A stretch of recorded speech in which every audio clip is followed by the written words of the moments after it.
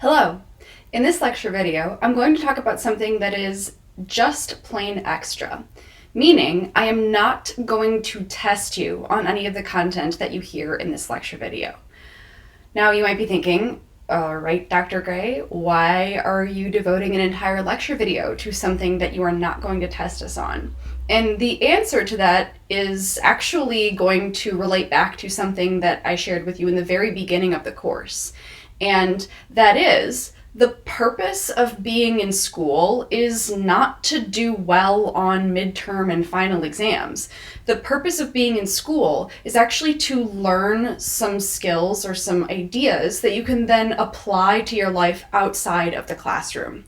So the concept that I'm going to be talking about today, grit, is not in your textbook. Again, I'm not going to test you on it, but I really hope that this is something that you will find that you can use outside of the classroom.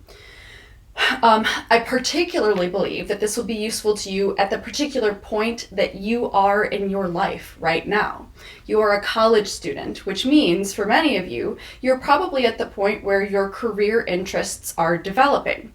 And I hope that's how you're actually going to see this lecture, as a little bit like some career advice. So what I'm going to do is I'm going to take some ideas from psychology and then apply them to career development.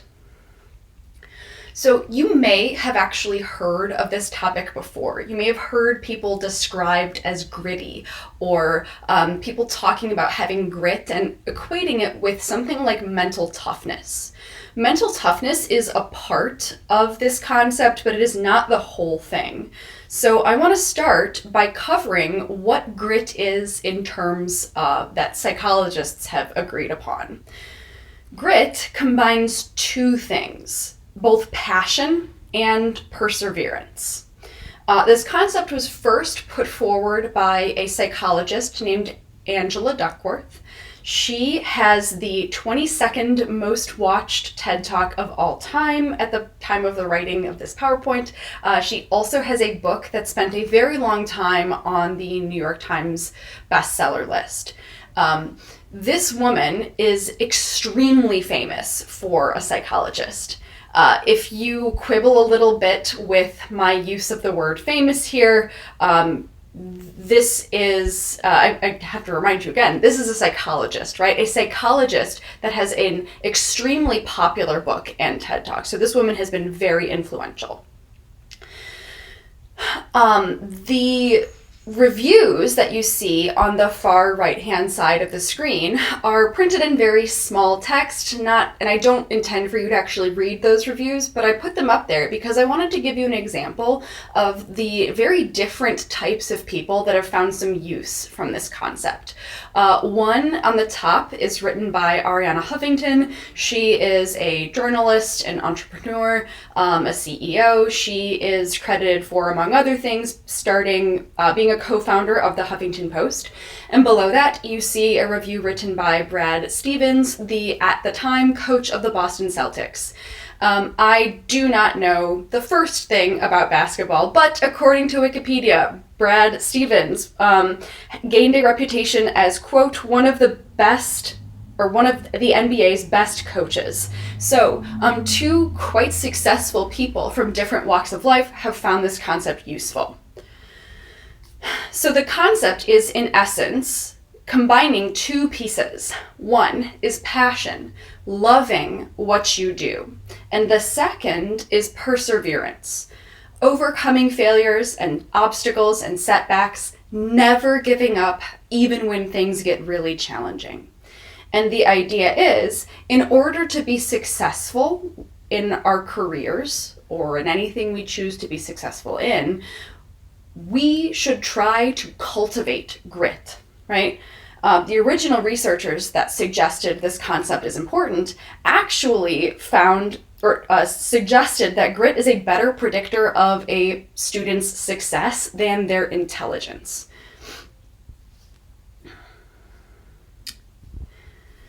This sounds like a really nice, useful concept, right?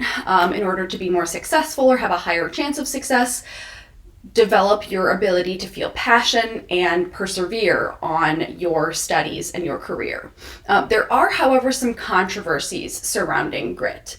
I am not going to talk about all of the controversies on the screen, but I do just want to throw them up here because I want you to know that they exist. So one controversy, just briefly, some critics have said that, well, in order for this concept to be useful, we should try to teach people to have more grit and observe some improvements in their academic success.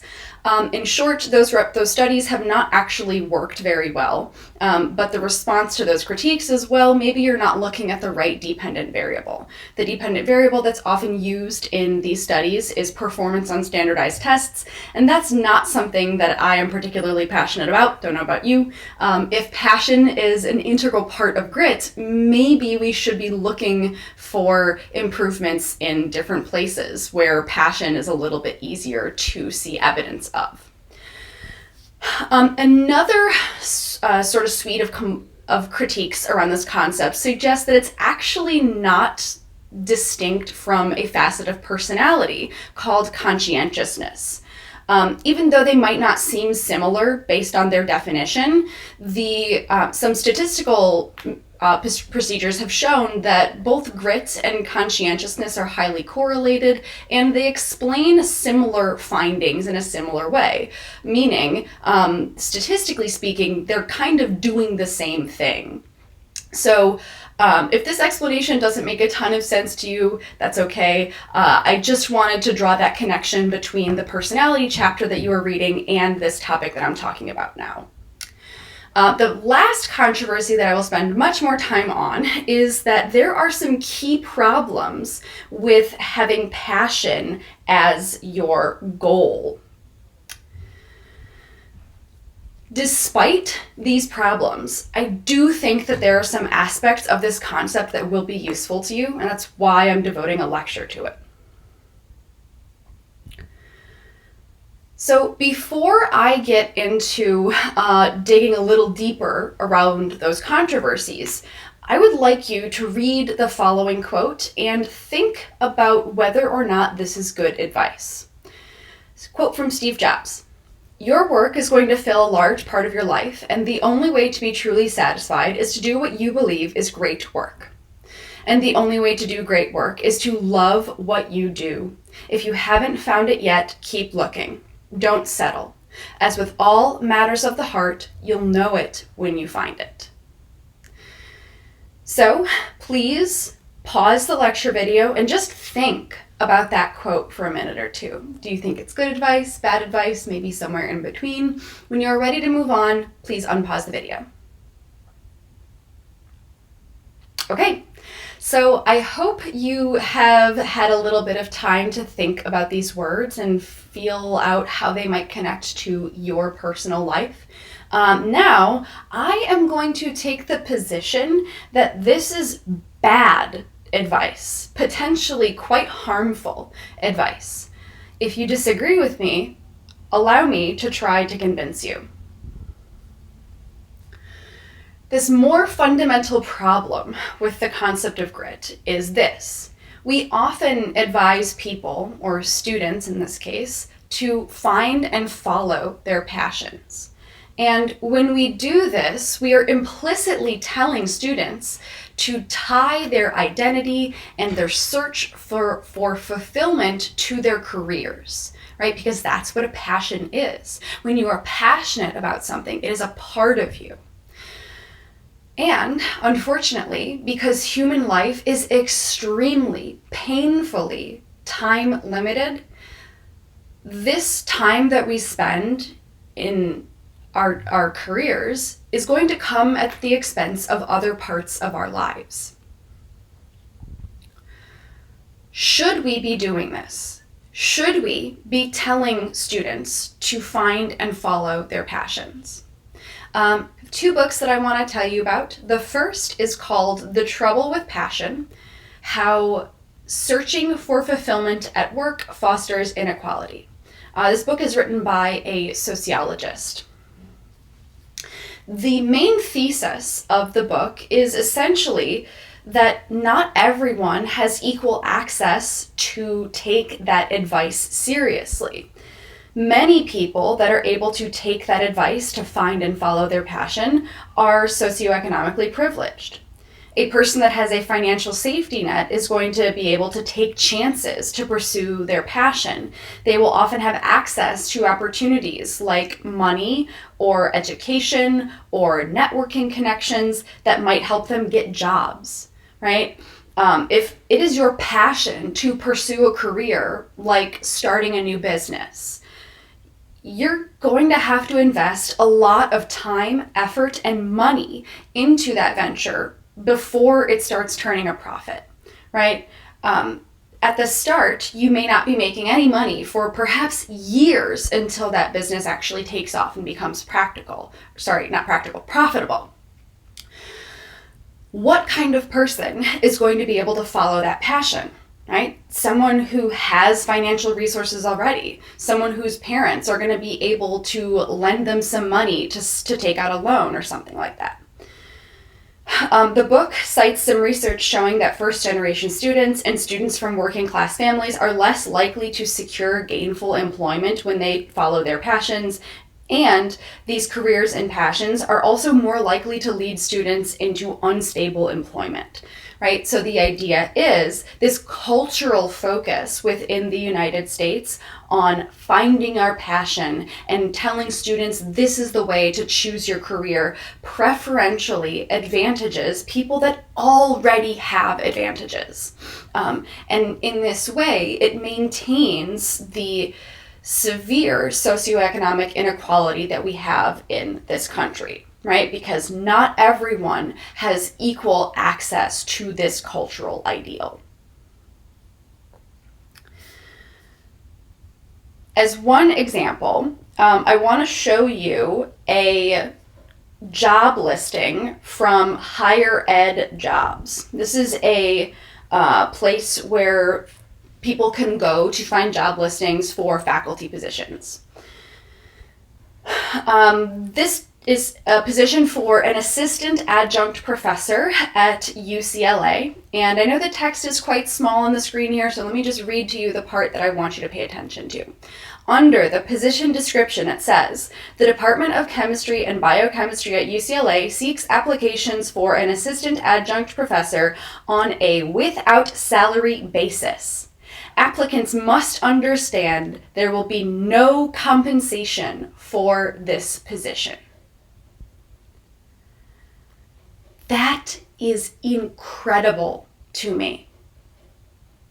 This job posting, if you could even call it a job posting, is essentially asking for someone to volunteer their time for a full-time teaching position, a full-time job.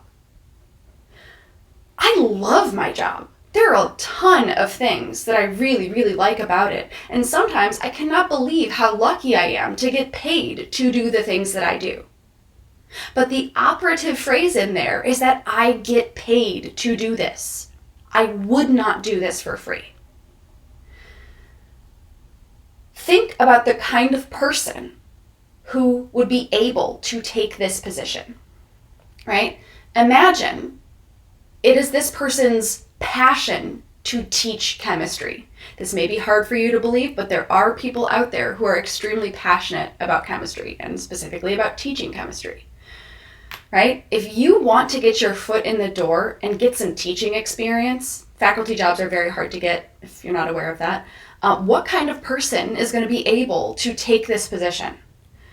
A person who has the financial safety net to work full-time for a full year without pay, right? That is someone who comes from a high socioeconomic status who already has considerable resources. Not everyone has equal access to that ideal of following their passion.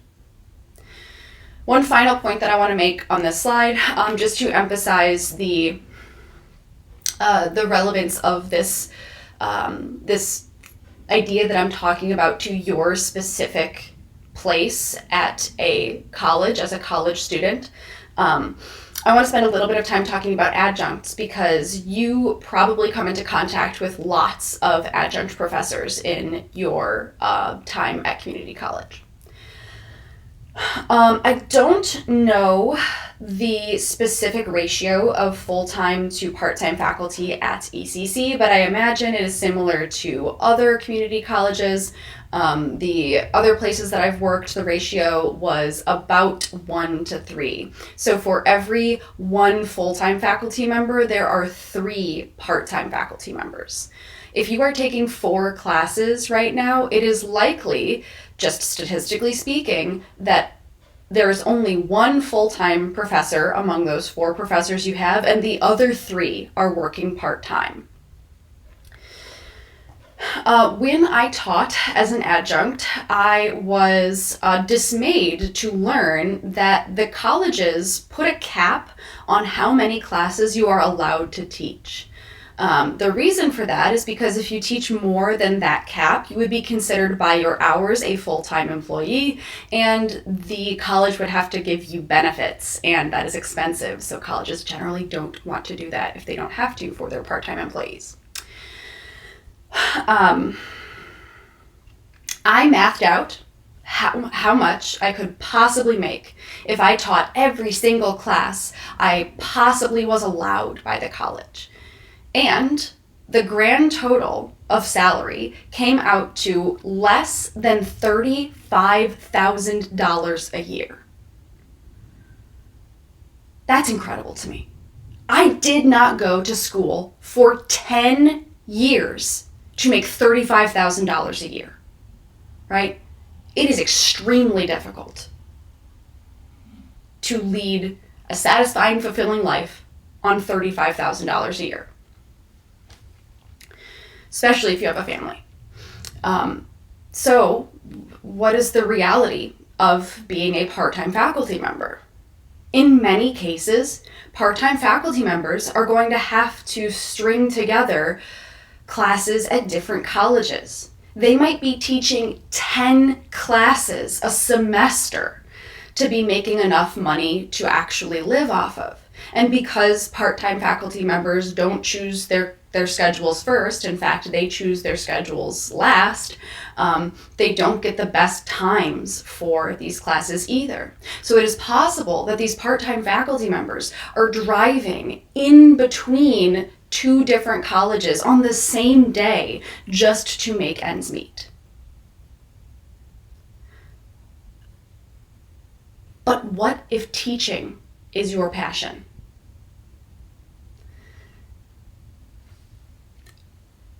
How long should you put up with that? I don't have the answer to that question. I don't know that anyone has the capital A answer. All I am trying to do in sharing these ideas with you is I want you to reconsider for yourself in your personal life, how important is passion in your career? Does it belong there? Should you be tying your identity to your career? What would you do for that career, and how might it damage you if you keep searching for something like this?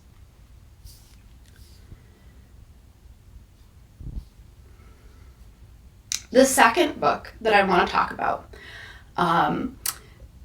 that will hopefully act as another piece of this argument why we should not be bringing passion or why we should not be advising students to find and follow their passion. This book is called Work Won't Love You Back. I'm sure you can tell basically what it's about based on the title of the book, but the basic idea behind this book is it talks about how the fundamental purpose of an employee is to make your company money, and your company doesn't love you the way that a person does. If you as an employee become unprofitable for that company, they will no longer pay you. They will not keep you as an employee. It makes me feel pretty icky to think about my relationship to my personal workplace in these really sort of harsh terms, but the reality is it's true. I am an employee of the Elgin Community College, And the reason that I exist here is because I make the college money. That is my entire purpose in the eyes of the college. And as is the case with all employee and employer relationships, the employer will not love you if something goes wrong. I want to tell you a brief story about a very good friend of mine. This friend of mine had worked at the same company since she graduated college. At the time that this happened, she'd been there for about 6 years. In January of, I believe, 2023, her father died unexpectedly. Although she had been an employee at that company for 6 years, they gave her 3 days of bereavement leave. Fortunately, my friend had some vacation time saved up, so she took some, I think maybe even the rest of the month off to put her family's affairs in order. But her company had no sympathy for her in that really extremely difficult situation.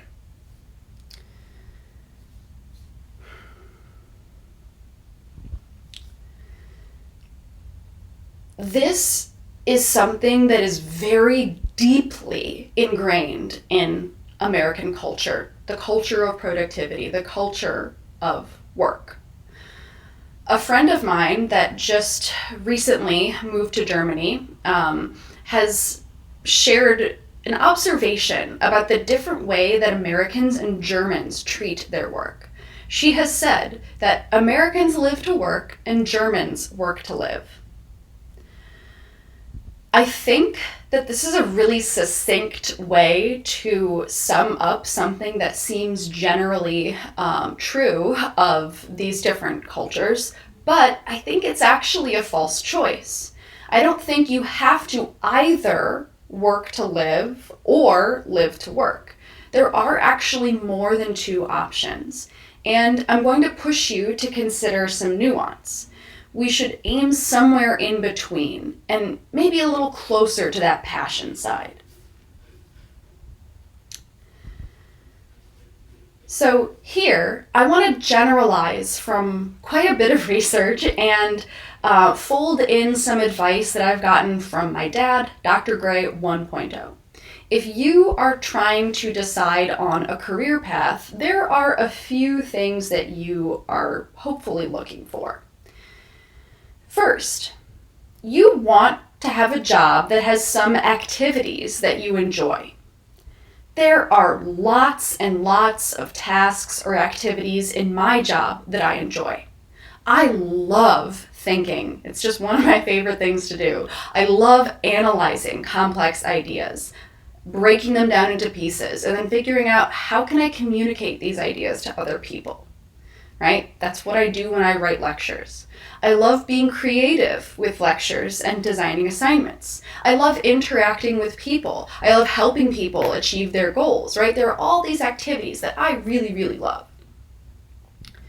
However, it is unrealistic to expect that you will love 100% of the things that you have to do in your career.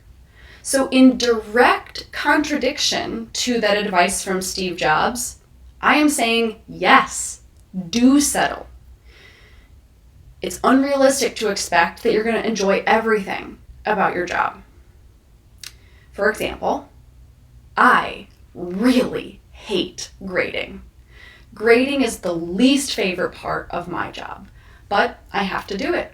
You know, it's a part of my job. You need to know how you're doing. You need to know whether there are things you can do to improve in the course or if you're doing things correctly. It is a requirement of my job, but it is not something that I enjoy. Just in this sense, make sure that you are aware of what you are settling on. Next, you do want some type of meaning from your job, right? You are going to spend a lot of time of your life in your work, and it would be nice if it were fulfilling. We want to stop short of passion, but it would be nice to derive some kind of satisfaction from your job. The good news about this bullet point is that you actually have some power over this. There are things that you can do to make things seem and feel and be more meaningful to you. You have agency here. And this is something that you'll hear about in the lecture on self-regulation. I do think that passion is something essential to being human. I just don't think that it should be tied to our careers. So, here's our problem. If you do not know what you want to do yet, how on earth do you figure that out? How do we teach people to find what they are interested in? Unfortunately, the answer to that is nobody really knows. I can't point to a study and say this is the most effective, based on tons of research evidence, most effective way to figure out what you're interested in. I can't do that. So what I can do instead is give you some research-based advice that is based on this New York Times article. So when we tell students that they are here in college to find their passion, I think that's setting them up for disappointment. Because it's sort of implies that when you go to college, you're going to take some classes and you'll wander through, take a bunch of them, and then all of a sudden you'll walk into one of them, sit down, and then bam, the clouds will part ahead of you. Some little angels will fly down and throw confetti over your desk, and you will know right away, as if, all of a sudden, this is it. This is what I want to do for the rest of my life. But that's not how it works. That's not the typical way it happens. If that has happened to you, consider yourself extremely lucky, because that's not the norm by any means. That is actually how I figured out what I wanted to do, but I know that I am not typical in this regard. So, let me tell you about someone that is more typical. It is better to think about your finding whatever you're interested in as a developmental process rather than finding it. I want to talk about my dad, who is a case study that illustrates this more common pattern.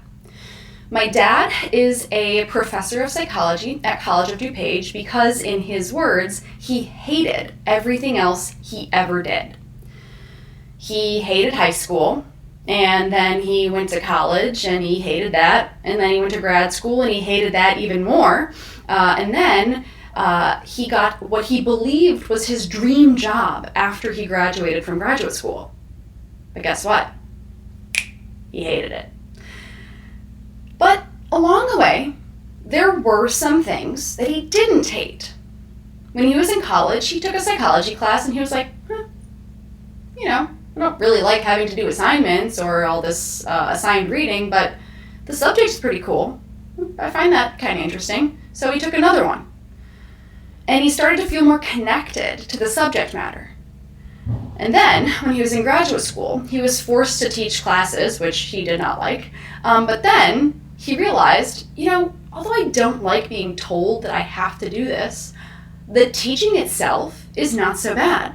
I actually like the feeling of interacting with students. So as time went on, he realized he liked psychology more and more, and he liked teaching more and more. So this is something that you can do right now.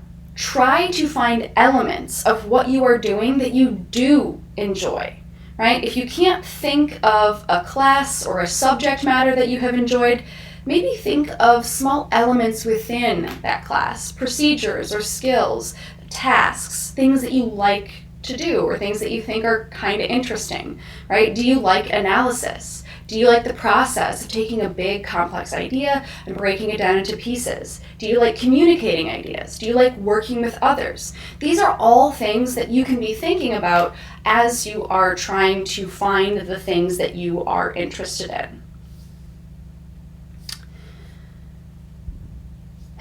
So, to be a little more explicit, if that sounds like you're not really interested in anything that you're taking, you have no idea what you want to do not panic. You are not alone. There's nothing wrong with you. That is extremely normal. I'm not saying that it's going to take 20 years like it took my dad to figure out what he wanted to do, but it will take some time and it will take some concerted effort on your part. So let me give you a little more concrete advice. All you need right now is something that seems kind of interesting. And notice that I did not say something that you are fascinated by, something that you love, something that you are really excited about. All you need is something that seems kinda interesting.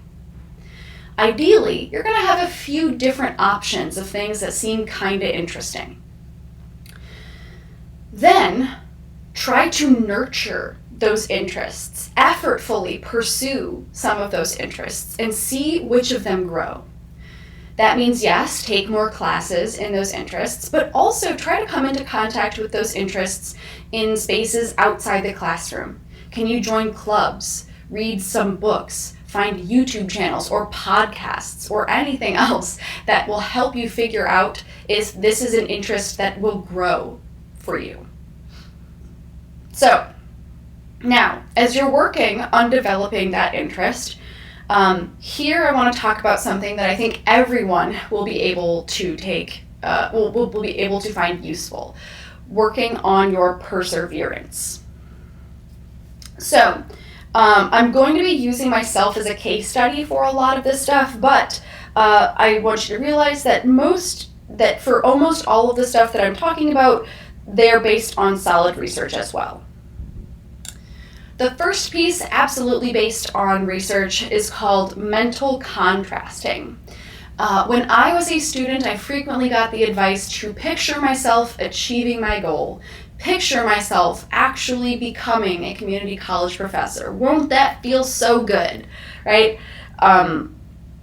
This is helpful, right? It is really, really helpful to have some kind of end game, some kind of reason why you are doing anything you're doing. But the problem is, if you sit there and daydream about the future, that doesn't really help keep you motivated. It might help you start, right? But we want this long-term sustained motivation. For example, thinking about how good it's going to feel to achieve your dream is not going to keep you motivated when you experience a setback. So instead of looking at the end, imagine yourself encountering and overcoming obstacles. Predict what obstacles might come up and how you might overcome them. At this point in the semester, you have been in school for several weeks. And if this is not your first semester in college, you may already have a semester or two under your belt. You know what kinds of obstacles typically come up for you around this time in the semester. You know that some things might happen, right? Maybe you know based on previous experience that you tend to fall behind in assignments around midterms. Or maybe you know that you get really overwhelmed when you have multiple projects due at the same time. Or maybe you know it's possible that you might fail an exam. What will you do if these things happen? How will you cope with these obstacles? This is something that I recommend you do at the start of the semester. Write down what might happen, and if it does, how will you cope? Even if the exact thing that you have planned for doesn't end up happening, for example, you don't actually fail an exam, and something else does, the act of planning will increase your feeling of preparedness, your agency, your self-efficacy, your ability to cope with whatever obstacles actually do pop up. This is something that I actually do when I am doing obstacle course races. I picture what's going to happen if I can't make it through an obstacle. How am I going to calm myself down, reduce my anxiety, and continue through? So this is mental contrasting. Picture yourself encountering and overcoming obstacles. The second piece of advice to improve your perseverance is to reframe failure. I don't have time to talk about that first bullet point, but I will just mention that although I'm going to use a case study here, there is some research suggesting that reframing failure is a helpful thing. It can actually spur us on to do better things. Learning from failure is really, really challenging. It hurts, but I encourage you to ask successful people about the value of failure in their lives. In many cases, they will tell you something like, well, yeah, it sucked when it happened, but I learned and I got better because of it. Now, I'm going to use myself as a case study for a successful person. If I just tell you about my failures, you're going to say, well, sheesh, Dr. Gray's a failure. Of course, I already knew that. So, before I tell you about my failures, I'm going to have to do something that makes me extremely uncomfortable. I'm going to have to brag a little bit first. Okay, so here we go. UCLA, where I got my PhD, is the second best cognitive psychology program in the entire country. Before that, I went to the University of Illinois Urbana-Champaign, which is ranked 7th in the country at the time that I was there. When I was an undergraduate, I got some awards. I was an honors student. I won the Outstanding Thesis. I won the Outstanding Undergraduate Student Award. I graduated with high distinction in statistics and highest distinction in psychology. At UCLA, I was nominated for a campus-wide teaching award. I received a departmental teaching award and a competitive grant to design and teach my own section of intro psychology. I have a very good record of applying for teaching jobs. When I got this job at ECC, I submitted 5 applications. I got 4 interviews and 2 offers. I think I would have gotten more offers, but I accepted this job at ECC before I actually could take those other ones further. These positions are really, really challenging to get. Hundreds of people apply for them. Finally, I have been at ECC for less than 2 years, and in my time here, I have already been nominated twice for a teaching award that I am actually not eligible to win because I haven't been here long enough yet. Okay. So now, something I'm much more comfortable with, let me tell you about my failures. My first failure has to do with my time applying for graduate school. My very first interview was at UC Berkeley, and I just did not prepare enough. I did not know how to prepare, so I didn't. And I knew the second my first interview ended that it hadn't gone well. The person interviewing me actually ended my interview early. If that has never happened to you before, let me tell you, that is a bad sign. That person had nothing else they wanted to ask me.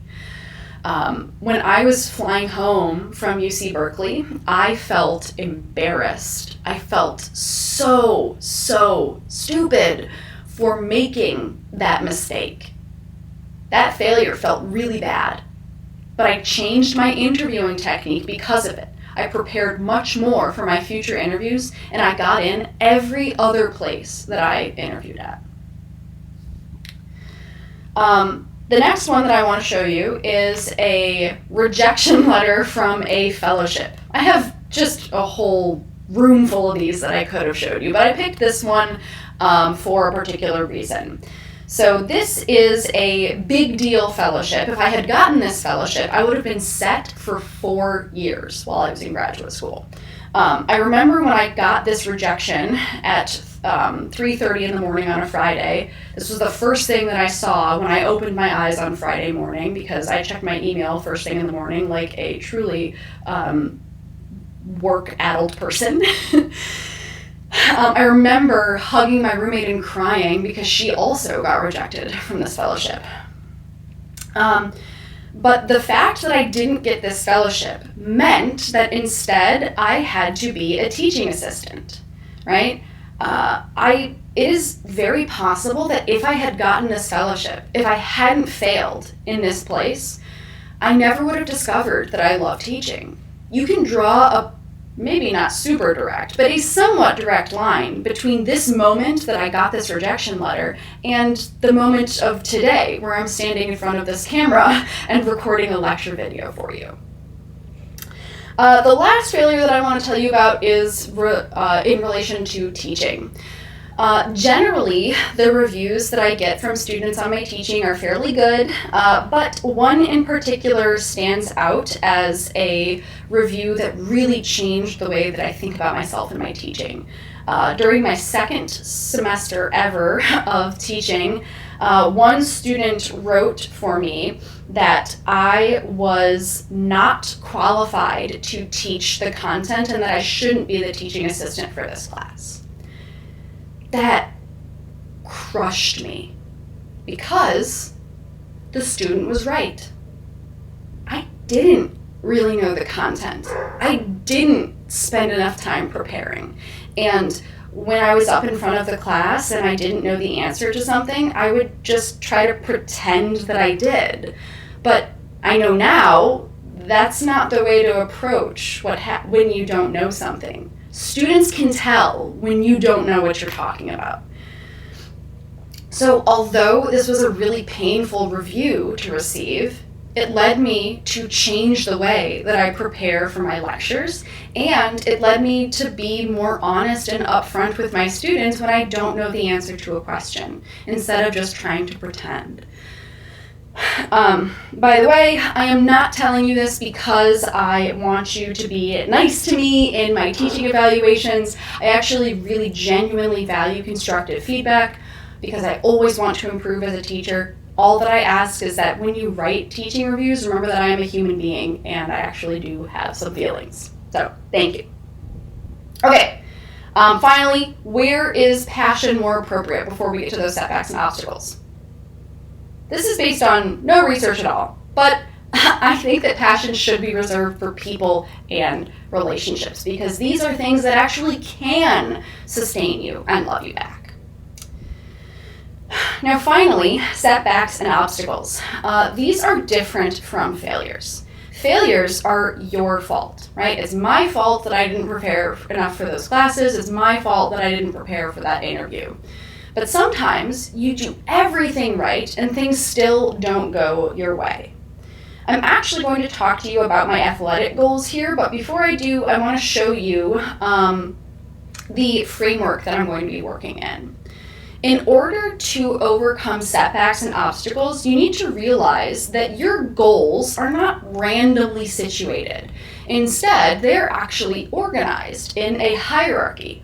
So at the top, you have your main goal that you are committed to, and then at the medium level, you have these sub-goals where when you accomplish those, that will help you get to your main goal. And then finally, beneath each of those sub-goals, you have some action goals, or short-term things that you can take, short-term things you can do to help you achieve those sub-goals. To overcome setbacks and obstacles, you need to recognize that there's some flexibility in this structure. And you just want to figure out where that flexibility is. So for example, my main goal in my athletic career is to be someday the age group champion of obstacle course racing. And this is a simplified version of what I do, but the sub goals on here are to perform some races throughout the season, right? And in order to do well in those races, I have action goals of training and recovery. Now, what happens if one of those sub goals doesn't work out? Right? For example, you are me in April of 2021, and you have a partial tear in your rotator cuff just a week before the season starts. Well, now all of a sudden, I can't do this race that I had planned on, so I added a new sub-goal. I decided, all right, I can't use my upper body. I'm going to do as much as I can to be the best runner possible. And I also added some new actions. Instead of just training like I normally did, I also started training hills, and I started using this Whoop band to get a better handle on my recovery. Now, what happens if you are me in May of 2021 or again in September? Now, not only is this sub-goal blocked, but a bunch of these actions are also blocked. At the very beginning of June, I could not use my shoulder because it was still hurt, and I couldn't run because I had I had this leg injury. This was nearly catastrophic for my mental state because this goal was so important to me, and I felt like there was no way that I could reach it.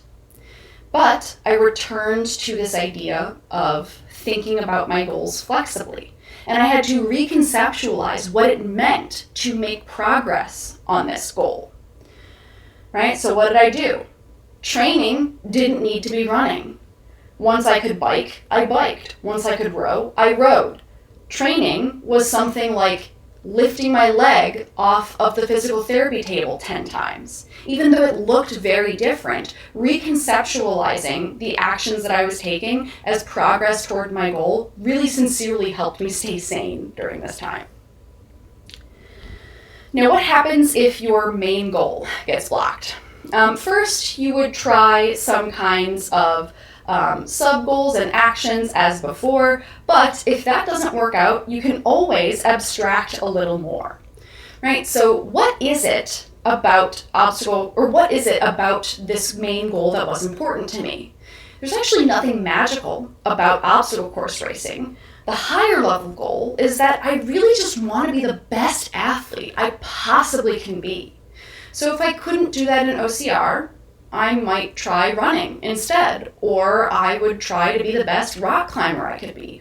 Or with a significant change in my body composition, maybe I would try to be the best weightlifter that I can be. Right? There are all these different places that I can actually pursue that higher level goal. So finally, just to sum up all the stuff that I've talked about in this admittedly long lecture video, I really think that this concept has some useful things for you of grit, right? The useful things are the perseverance pieces, developing the ability to overcome setbacks, failures, and obstacles.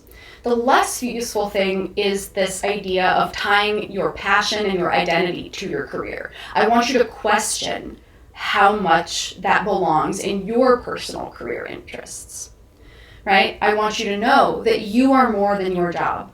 I am more than my job.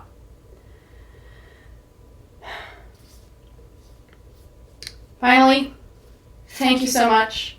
I really hope that you thought this was interesting, and I hope you have a terrific rest of your day.